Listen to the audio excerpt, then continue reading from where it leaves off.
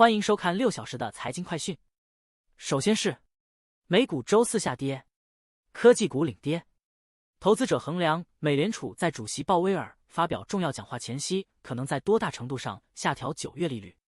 让我们关注2024年美国视频游戏行业经历了销售下滑，主要受较疫情期间销量下降和新游戏难以吸引玩家等因素影响。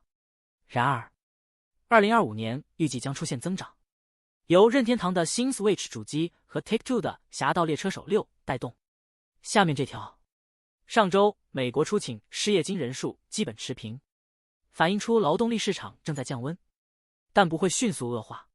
在美联储主席鲍威尔本周五在怀俄明州杰克逊霍尔发表讲话之前，就业前景仍备受关注。下面这条，本周房贷利率再次下滑，这对潜在购房者来说是个好消息。接下来，尽管华尔街分析师对英伟达的收益报告持乐观态度，但其股价周四下跌 3%。 分析师预计英伟达将于8月28日公布强劲财报，超过预期。接下来，宾利专注于混动车型和吸引年轻消费者。新款 Continental GT 插电式混动车2024年底上市，有50英里纯电续航里程和1000磅英尺扭矩。宾利计划2030年仍推出混动车型，之后推出纯电动车型，其目标是吸引年轻客户。目前平均买家年龄已从60多岁降至40多岁。下一条，沃尔玛与汉堡王合作，为其订阅会员提供每天 25% 的汉堡王订单折扣和每3个月免费获得皇堡的福利，以期在与亚马逊的竞争中获得优势。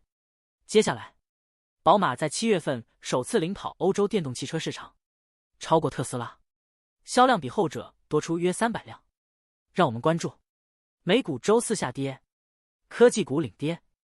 受鲍威尔周五演讲关注度高影响，标普500指数下跌约 0.9%， 纳斯达克综合指数下跌近 1.7%。 因英伟达股价下跌，道琼斯工业平均指数下跌 0.5%。 周三该指数曾上涨。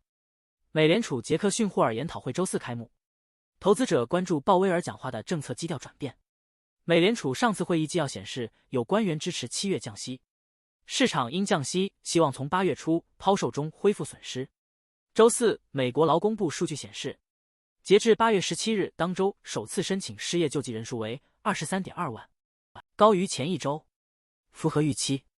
周四数据受关注，因官方工资单修正显示劳动力市场可能提前降温，压力迹象或影响美联储降息幅度。有人希望降息 0.5%。 接下来这条，过去5年，英伟达 CEO 黄仁勋的净资产从 37.3 亿美元飙升至920亿美元，但他近期频繁抛售股票引起投资者质疑。专家认为，英伟达股价暴涨后，其治理成熟程度与公司发展有一定差距，呼吁更透明的公司治理和激励性的薪酬结构。接下来，比尔·阿克曼和肖恩·迪迪科姆斯入股了埃隆·马斯克的社交媒体 X， 前身为 Twitter。 在原雇员提起诉讼要求支付马斯克收购网站后产生的仲裁费后， X 被迫公开其投资者。